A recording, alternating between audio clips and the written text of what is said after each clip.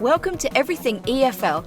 My name's Erin O'Byrne, and I firmly believe that you as a teacher are special, amazing, creative and passionate. But it's very easy to get burnt out and overwhelmed.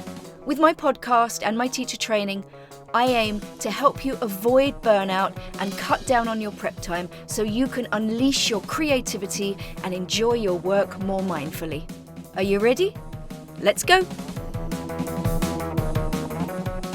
Hello, you gorgeous teacher, and Happy New Year. If you're one of my lovely regular listeners, welcome back. I hope you had a good break. And if you're a brand new listener to Everything EFL, you are most welcome, and I hope you stick around. There are some big changes coming this year.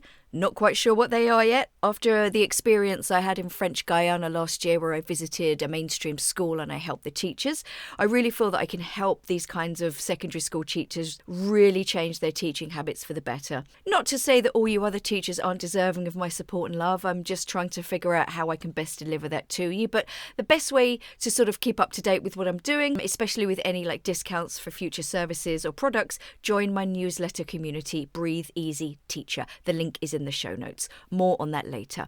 Anyway, let's get down to it. This is the first of my mantra series. What does that mean? Simply put, it's stuff that I tend to repeat to myself and the teachers I train. And I generally have this kind of list of things that I tell my teachers. They sort of pop up every now and then, depending on what I'm saying, and then at the end of the course I'll give them a little poster with all the mantras on. I do lots of practical stuff with my teachers, but I've noticed that pretty much all teachers have the same issues when it comes to themselves. And, I'm talking about mindset. And this is just as important as the technical and practical stuff. And with this little sort of mini series of solo episodes throughout the year, I aim to help you with your mindset because it can be very hard to remember just how amazing you are. I know you are. Your students may or may not you are. I hope you know you are. But that feeling of self-confidence can waver, can't it? One day you're on top of the world. Oh, the lesson went brilliantly. Everything worked. They all listened. I think they might actually have learnt something. I definitely saw a couple of nods and smiles. And then the next class or the next day, complete disaster. Zero engagement, the lesson dragged, the tech failed, a couple of students who were absent yesterday turned up and they don't know what's going on, so you wasted half the lesson going over the same stuff again. Sound familiar? The point is, we're very good at beating ourselves up and forgetting about all the good stuff we achieve and create, and this weighs on our mind and it stays on our mind. This can be very draining and demoralising. It takes just one perceived crappy lesson or stinky attitude, let alone, a string of sort of, just non-responsive students to make us feel like dog shit. And that feeling can last and chip away at our confidence. And, you know yourself, this can be pretty destructive. So let's be rational and mindful. I got you, gorgeous teacher. So with that reminder, I just want to first remind you that you're not superhuman, okay? So bear that in mind as you go on, and let's crack on. Let me paint a picture of typical teacher stressors, shall we say. There's admin, parent and student expectations, higher-ups, exam pressure, that's a big one, different personalities, skills, abilities all in one class, frequent absences, your own expectations and pressure from yourselves. You go home thinking about a particular student or lesson or an angry parent. You've only got 6 months of contact time. How on earth are you going to get them to B2 level? The time limit you have, the syllabus constraints, time to plan and find materials. So let's go back to that student I mentioned, the one that's on your mind when you leave school. It could be right now. It could be happening right now. Are they absent?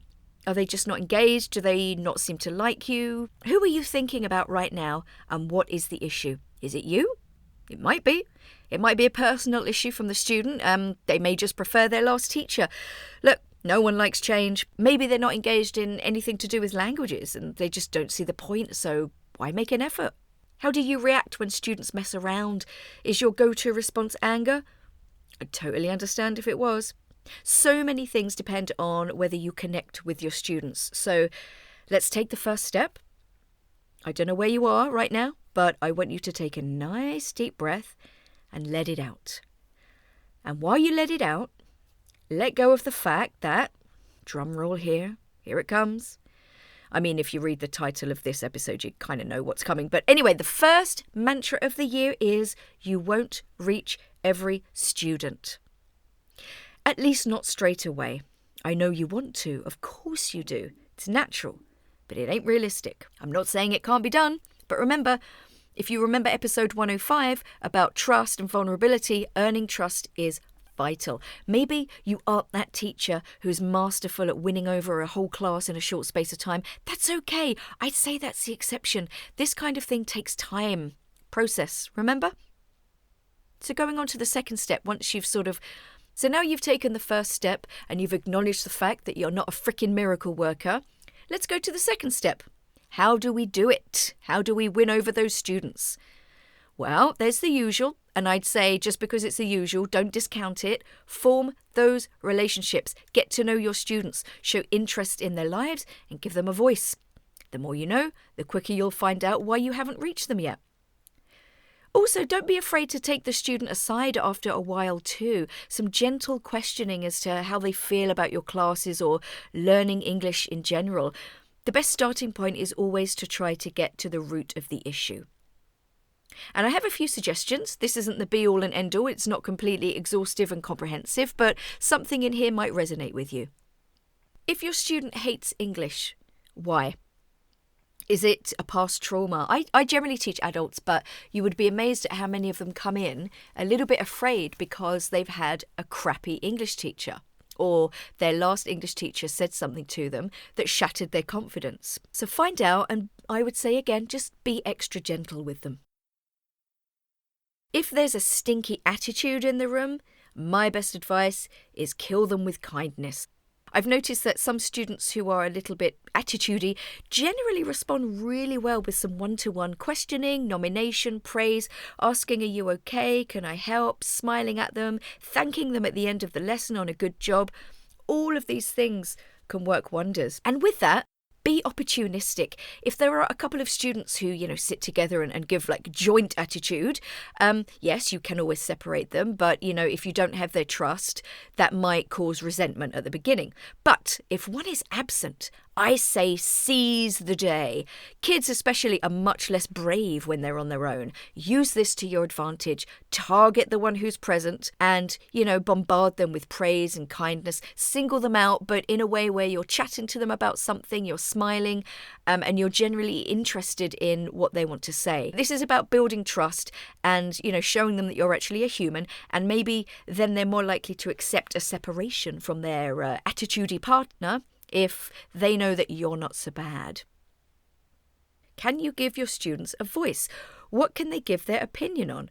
What choices can they make without you making them yourself? Or again, ask their opinion on something. What do you think about this? Or, we're talking about fashion. What's your favourite kind of style? Or who's your style icon? Something like that, showing genuine interest. They might be pleasantly surprised, and you might be pleasantly surprised at their response.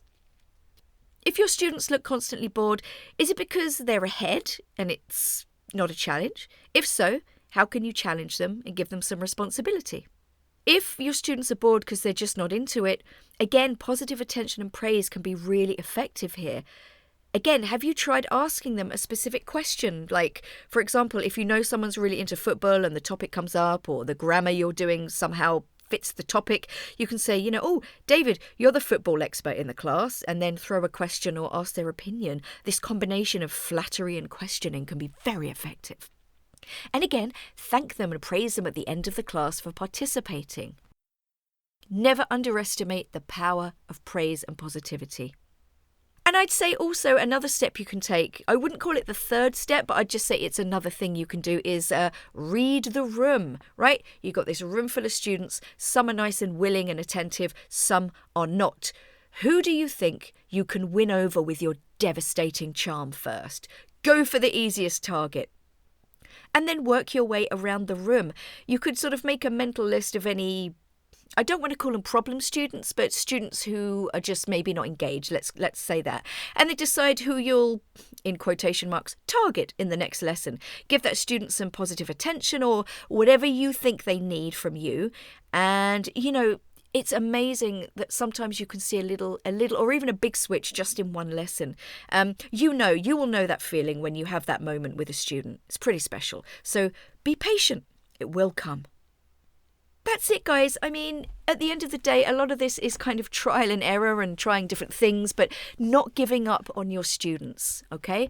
But always keep in mind that this isn't Hollywood, It's just you're not a miracle worker. I'm probably going to repeat that phrase over the course of the year, but you can only do your best. And that is all you can do, okay? And I know the feeling when something doesn't go right or your student doesn't, respond as well as you want, but just be a little bit patient with them. Sometimes they just need that little bit of extra individual attention.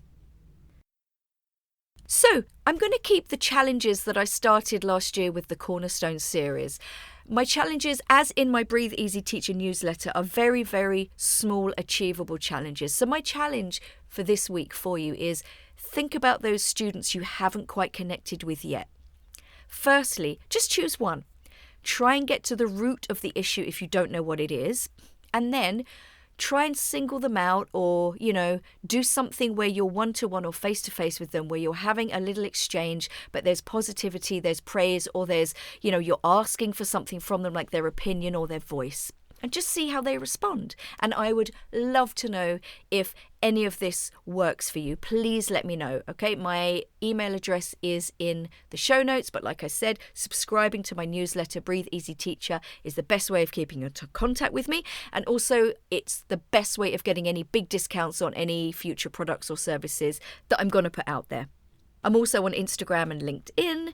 If you would really like to help, if you're listening on Spotify and iTunes, give me 5 stars and a review. This really helps push me up the ratings. I reached 20,000 downloads last year. Cannot believe it. Super grateful, but I want to keep that momentum going. Listen to my back catalogue and share an episode with a colleague. And if you'd like me to visit your school online and do my lexical approach webinar that I did last year, or you would like me to do some teacher training in your school, ask your admin to contact me. My email is in the show notes. And as always, have a safe and peaceful week. And above all, guys, look after yourself and share the love. Bye.